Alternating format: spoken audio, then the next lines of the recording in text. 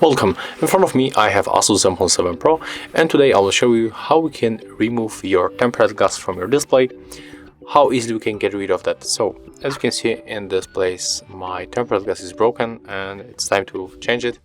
So let's start from the bottom, from one of the edge. Let's start from the right one. You have to put your fingernail under this tempered glass, just like that. And when you make it, as you can see, we have to move it to the another side, just like that. Then put second finger here and just leave it a little bit. Do it slowly and try to don't break the glass.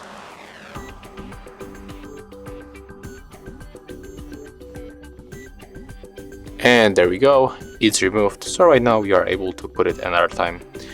Put another glass on your screen, and that's it. So as you can see, it was very simple. And if you find this video helpful, remember to leave a like, comment and subscribe to our channel.